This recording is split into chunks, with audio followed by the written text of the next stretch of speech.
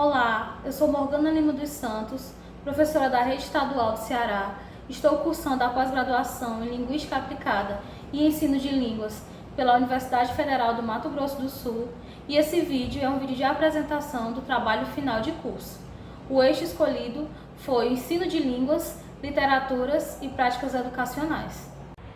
Esse material vai abordar a literatura indígena no ensino médio, com o seguinte tema: práticas de decolonialidade no ensino de línguas através da literatura, desconstruindo narrativas e reescrevendo histórias no ensino médio.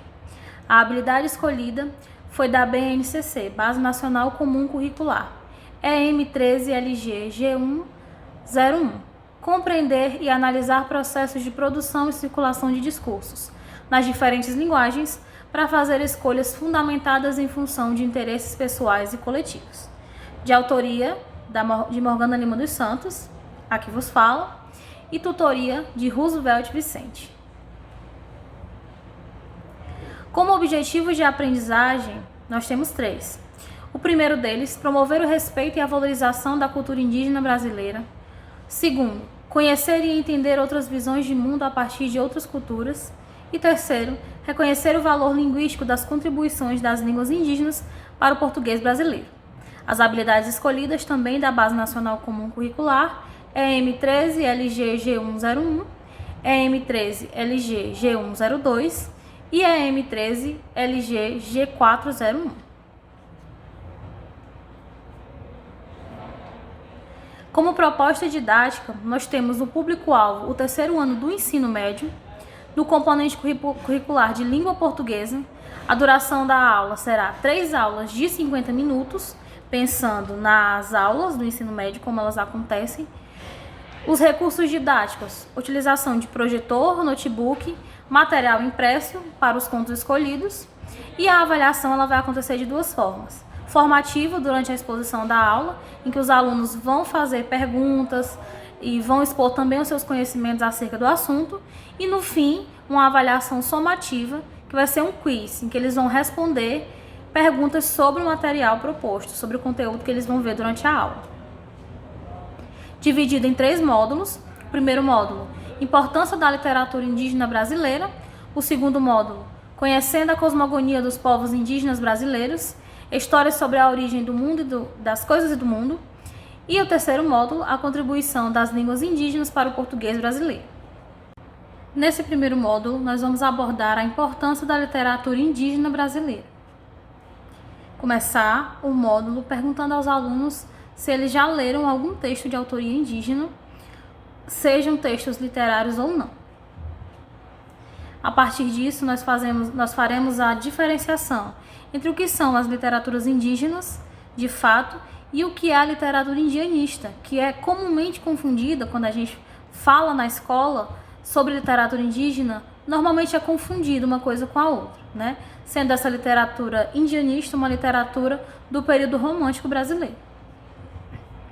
E aí, para entender essa diferença, nós vamos ver que a literatura indígena é uma literatura de autoria de autores indígenas, né, que vai partir do ponto de vista das visões de mundo, sejam textos narrativos ou não.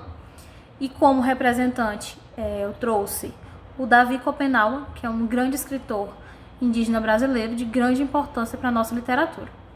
Já a literatura indianista, que normalmente é a confusão que se faz na escola quando se fala de literatura indígena, é confundi-la com essa literatura indianista, que aconteceu durante o período romântico brasileiro, como principal nome o José de Alencar, que vai abordar o indígena, o índio, a figura do índio, né, entre aspas, como o herói nacional, uma tentativa de criar uma história de criação do povo brasileiro, uma idealização mesmo.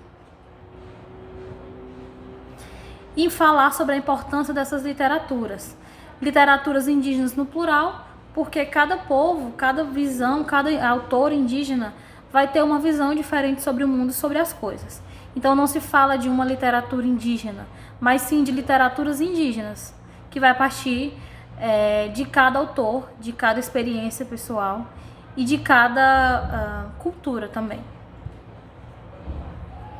Com a palavra Krenak, né, em seu livro Ideias para Adiar o Fim do Mundo, ele vai nos ensinar que é preciso que a gente conheça a nossa história ancestral, né? Portanto, a gente vê que a literatura indígena ela tem muita importância para todas as pessoas, para toda a sociedade como um todo. Nós temos muito a aprender. E aí o Krenak diz o seguinte: se as pessoas não tiverem vínculos profundos com a sua memória ancestral, com as referências que dão sustentação a uma identidade, vão ficar loucas neste mundo que compartilhamos.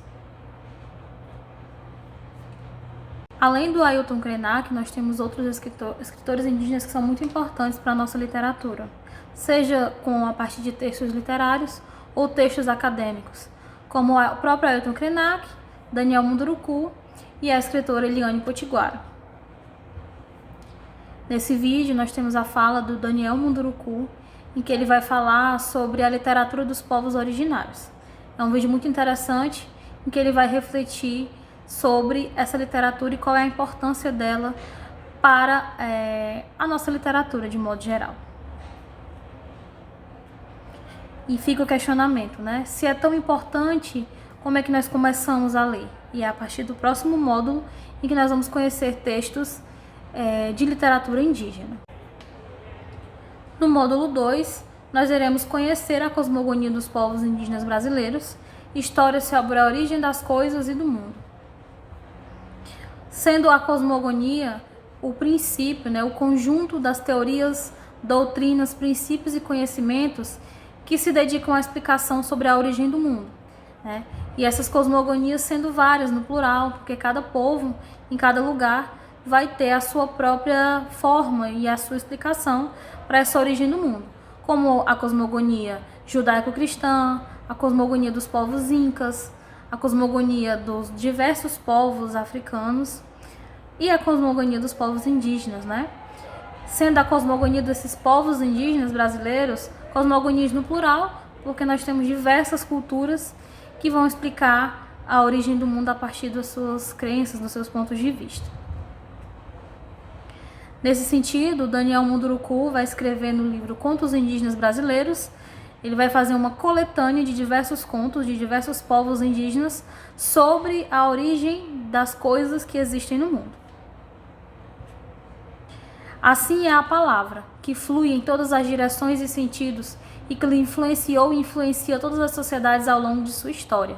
Ela cria, enfeitiça, embriaga, gera monstros, faz heróis, remetemos para a nossa própria memória ancestral e dá sentido ao nosso mundo, ao nosso estar no mundo. Nós vamos ler 2 contos desse escritor, desse autor. O primeiro, do mundo do centro da terra e ao mundo de cima, que vai explicar a origem do povo Munduruku. E o texto, o conto Depois do Dilúvio, né, do povo Kayangang, em que ele vai explicar a origem do mundo a partir de um dilúvio. E após leitura, ela vai vir no próximo módulo, em que nós vamos observar os vocabulários que aparecem nesses textos, que são palavras de origem indígena que nós usamos no nosso português atualmente. No módulo 3, nós vamos ver a contribuição das línguas indígenas para o português brasileiro. Nesse mapa, nós podemos ver a distribuição dos diversos povos indígenas do nosso país e a diversidade linguística, que vai vir principalmente de 2 troncos linguísticos, o tronco macro-G e o tronco tupi, que vão dar origem às diversas línguas indígenas que atualmente existem no Brasil, né? Sendo elas aproximadamente, hoje nós temos aproximadamente 150 línguas indígenas, das 1.500 que existiam antes da colonização portuguesa. Um dos vocabulários que aparece no texto é a palavra igarapé, né, que surge no primeiro conto e que vai falar que o igarapé em língua tupi é a junção da palavra igara e apé e significa caminho da canoa, que é por onde a canoa passa, né? E a palavra tamanduá, que também é uma palavra de origem indígena, que vem do tupi, a junção dos termos tamá e nduá, que significa formiga e comer, né? Que é um hábito comum dos tamanduás. Nós vamos ter diversas outras palavras que são de origem indígena.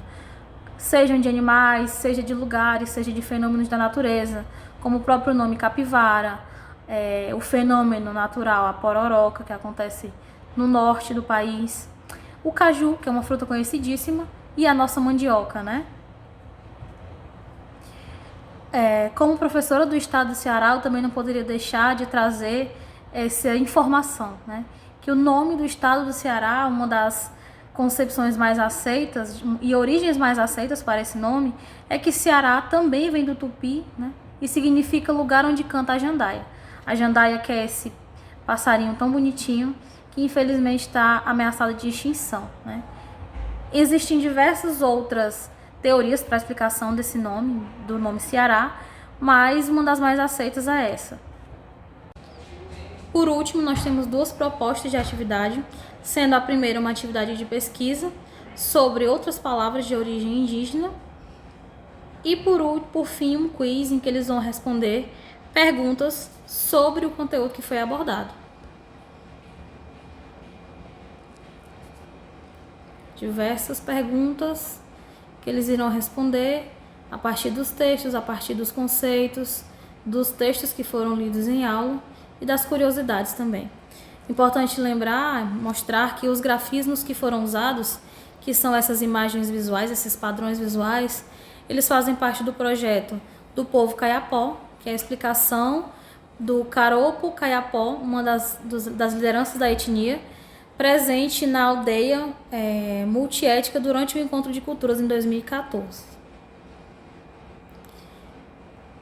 Eu agradeço a atenção, espero que vocês aproveitem esse material, que outros professores também possam trabalhar com esse material, que foi uma fonte de pesquisa riquíssima para mim e para outras pessoas que queiram utilizar também. Obrigada pela atenção.